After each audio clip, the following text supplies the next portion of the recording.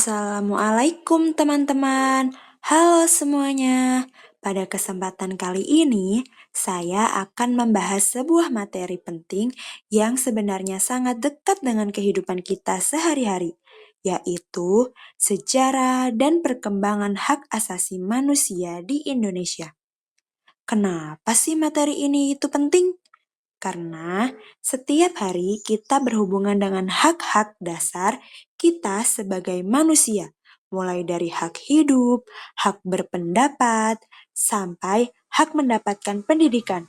Nah, semua itu adalah bagian dari hak asasi manusia.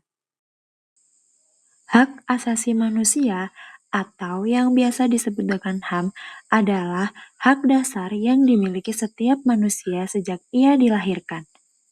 HAM merupakan anugerah Tuhan yang tidak bisa dicabut oleh siapapun. Itu artinya, apapun status sosial seseorang, suku, agama, bahkan negaranya, ia tetap memiliki hak yang sama sebagai manusia.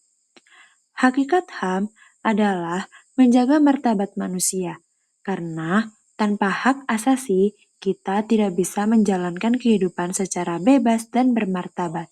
Misalnya, jika tidak ada hak berpendapat, kita tidak bisa menyampaikan ide dan pikiran.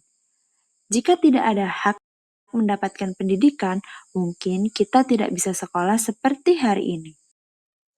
Perkembangan HAM di Indonesia. Nah, teman-teman, perkembangan HAM di Indonesia itu sendiri dibagi menjadi dua periode. Yang pertama, periode sebelum kemerdekaan. Yang kedua, periode setelah kemerdekaan. Nah, kita akan mempelajari tentang periode sebelum kemerdekaan terlebih dahulu. Pada masa ini, pemikiran tentang hak asasi manusia mulai muncul melalui organisasi-organisasi pergerakan nasional. Yang pertama, yaitu Budi Utomo yang berdiri pada tahun 1908. Dalam organisasi ini, kita sudah bisa melihat adanya perjuangan untuk kebebasan berserikat dan mengeluarkan pendapat. Kemudian ada Serikat Islam yang berdiri tahun 1912. Organisasi ini memperjuangkan hak rakyat untuk mendapatkan penghidupan yang layak serta melawan diskriminasi rasial yang dilakukan oleh pemerintah kolonial Belanda. Selanjutnya ada Indische Partij yang berdiri juga pada tahun 1912. Organisasi ini menekankan hak untuk memperoleh kemerdekaan dan memperjuangkan persamaan kedudukan rakyat Indonesia. Ada juga Perhimpunan Indonesia yang didirikan pada tahun 1925. Organisasi ini memperjuangkan hak menentukan nasib sendiri. Artinya, bangsa Indonesia berhak menentukan masa depan negaranya tanpa campur tangan kolonial Belanda. Kemudian ada Partai Nasional Indonesia yang berdiri pada tahun 1927 oleh Insinyur Soekarno. PNI memperjuangkan hak untuk memperoleh kemerdekaan bangsa secara penuh. Selanjutnya, Partai Komunis Indonesia yang berkembang sejak tahun 1920 dengan tokoh-tokohnya yang memperjuangkan hak-hak sosial, hak seperti mendapatkan pekerjaan, dan hak atas alat produksi. Selain itu, ada Organisasi Pendidikan Nasional Indonesia yang tokohnya Ki Hajar Dewantoro. Organisasi ini memperjuangkan hak untuk mengeluarkan pendapat, berserikat, berkumpul, serta hak politik lainnya. Kemudian muncul perdebatan dalam sidang BPUPKI pada tahun 1945 yang melibatkan tokoh seperti Soekarno, Supomo, Muhammad Hatta, dan Muhammad Yamin. Mereka memperdebatkan masalah persamaan kedudukan di depan hukum, hak atas kehidupan yang layak, kebebasan beragama, dan hak berserikat. Perdebatan inilah yang akhirnya memberi dasar pemikiran dan HAM dalam penyusunan UUD 1945. Nah, teman-teman, setelah Indonesia merdeka tahun 1945, perkembangan hak asasi manusia mengalami beberapa fase penting yang mengikuti keadaan politik Indonesia.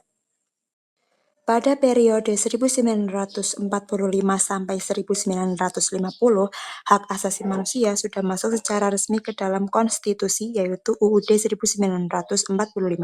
Pada masa ini, rakyat mulai mendapat hak untuk berserikat melalui pendirian berbagai partai politik serta memiliki hak untuk menyampaikan pendapat, khususnya di parlemen. Selanjutnya, pada periode 1950 sampai 1959, Indonesia memasuki masa demokrasi parlementer. Di masa ini, kebebasan politik benar-benar berkembang.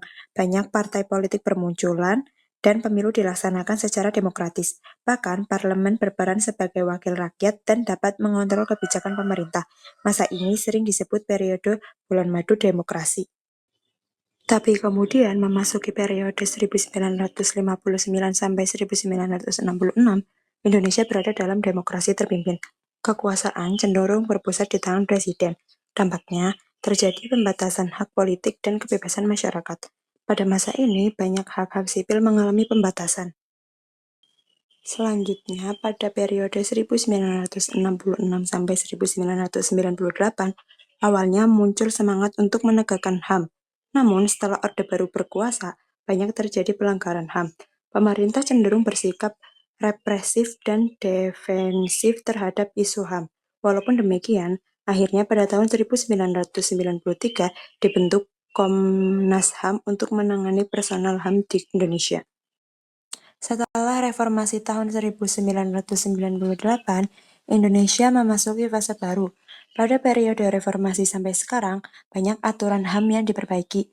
Bahkan, sebagian hukum nasional mengadopsi instrumen hukum internasional tentang HAM. Amandemen UUD 1945 juga memperkuat kedudukan HAM di Indonesia. Dan sampai hari ini, upaya penegakan hak asasi manusia masih terus dilakukan baik oleh pemerintah maupun masyarakat. Karena hak asasi manusia adalah hak dasar yang dimiliki oleh setiap manusia termasuk kita semua. Terima kasih sudah menyimak. Semoga materi ini bermanfaat dan menambah pemahaman kita tentang pentingnya hak asasi manusia dalam kehidupan berbangsa dan bernegara. Wassalamualaikum warahmatullahi wabarakatuh.